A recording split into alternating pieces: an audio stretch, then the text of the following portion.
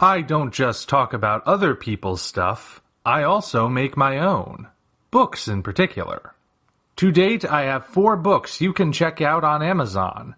Operation Red Dragon: The Daikaiju Wars Part 1, Occult Mafia, Emerald of Maddox City, and the short story collection Assorted Absurdities, Tales of Kaiju Punk and Other Genres. Hop on down to the description for Amazon links to all 4 books. Enjoy whichever ones you read, and enjoy the video. Hello, ladies and gentlemen. I am the Omni viewer, and I come bearing MonsterVerse news that is very familiar, and if I'm being blunt up front, doesn't really have that much of an effect at all. Now, you may recall, some time back, but not too far back, that while the deal of the merger between Time Warner and AT&T was being finalized, and the new showrunners from AT&T were starting to cut projects left, right, and center, it was rumored that Legendary was seeking a different port. They were looking to break off their deal with Warner Brothers again and partner either with Sony or with Paramount, I believe. Well, we now have official confirmation that they have dissolved that partnership and they are pairing with Sony for the foreseeable future. Now, back when the news was first reported that Legendary was looking to split with Warner Brothers, that had a lot of people thinking that if Legendary did leave, any project that they were directly involved in would go with them to whatever new studio they partnered with. And that included the MonsterVerse. A lot of people seem to think that because Legendary was involved in producing the MonsterVerse, if they left, the MonsterVerse would no longer be at Warner Brothers.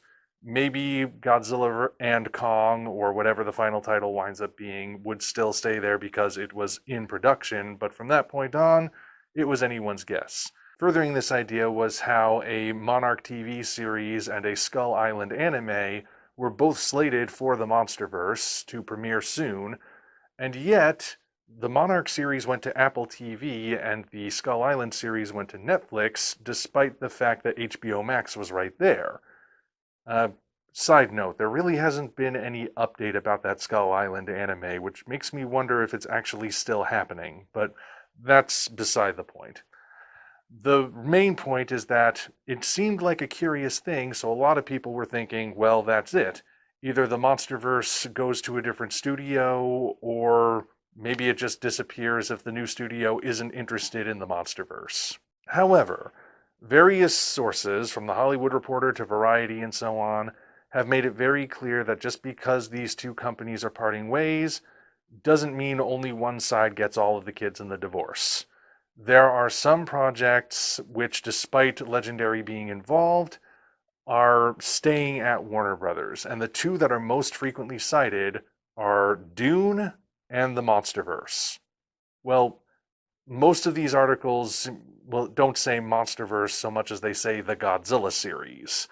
But at this point, that's basically what the MonsterVerse is, because they haven't branched out that far yet. But enough tangents. The point is, the MonsterVerse is staying at Warner Brothers. It's not going to Sony. And that should not really surprise anyone, because this has happened before. Some of you may recall that way back in 2014, after the first of what would become the MonsterVerse movies, Godzilla 2014, hit theaters, Legendary announced it was leaving Warner Brothers then as well. In that case, they went off to partner with Universal.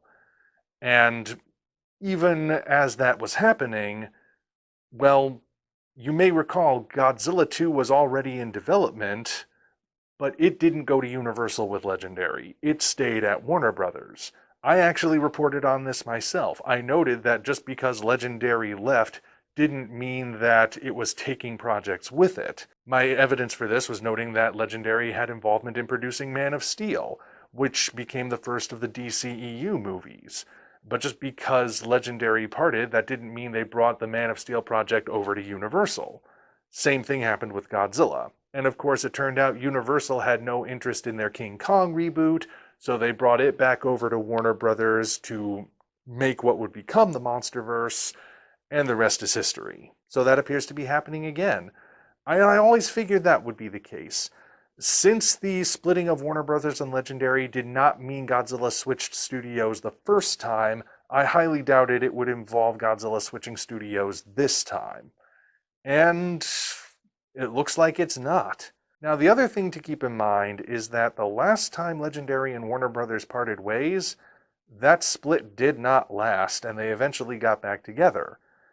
Now, when they went over to Universal, you could already tell there was a bit of trouble when Universal expressed no interest in a King Kong reboot, and they had to go back to Warner Brothers in order to get that film made, and it became Kong Skull Island, which in turn helped solidify the idea of the MonsterVerse. As far as everything else went, though, under Universal's banner, Legendary produced 2 Jurassic World movies, a Pacific Rim sequel, and a bunch of fantasy movies you don't remember. Of those works, only the Jurassic World movies did any good. And from what I read back when the split with Universal happened, that was actually part of the reason why they split. It may seem weird that they would split over movies that were successful, but according to the articles at the time, the reason was that, as part of the deal, Universal had to split the box office intake with Legendary. So even though they were still getting a lot of money from the Jurassic World box office, they weren't getting all of it, and they did want all of it. They didn't want to give part of it to Legendary. Whether or not that was really the reason or just the reason that was made public, I don't know. I don't have any insider information. The point is, though, Legendary only stayed with Universal for a certain amount of time before things fell through, and they went back to Warner Brothers and said, "So we still have a good thing going with the MonsterVerse, right?" Now, I will not say that this new partnership with Sony is definitely doomed to fail, because I can't say that with any certainty. But what I can say with certainty is that history has a funny way of repeating itself. Who knows, maybe this will wind up being a permanent partnership. Maybe Legendary will take Morbius 2, Let's Do the Time Morb again, and turn it into a modern masterpiece that will cause the Sony execs to write up a new contract that keeps them together until Hollywood inevitably implodes in on itself. But for now, there remains a possibility that this partnership is as temporary as the last one. Just as strong of a possibility as it is that it's a permanent partnership. We will see. But the main takeaway for you guys, because I know what you're here for, is that this split does not affect Godzilla or presumably the MonsterVerse in general. Godzilla's staying at Warner Brothers. Presumably Kong is staying at Warner Brothers as well. Any other monsters that may have been licensed from Toho are staying there. And, well, that's why I said this news was familiar and bordering on not actually being news at all. And that's all we know for now. So, guess that's it until we get some more updates about Godzilla and Kong, like maybe what the actual title will be, or if Godzilla and Kong really is the final title. But until such time as that happens, this is the Omni Viewer signing off.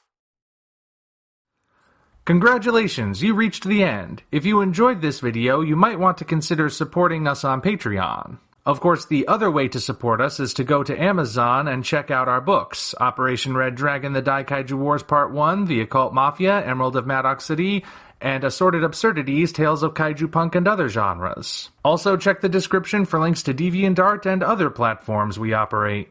Thank you all for watching. We'll see you next time.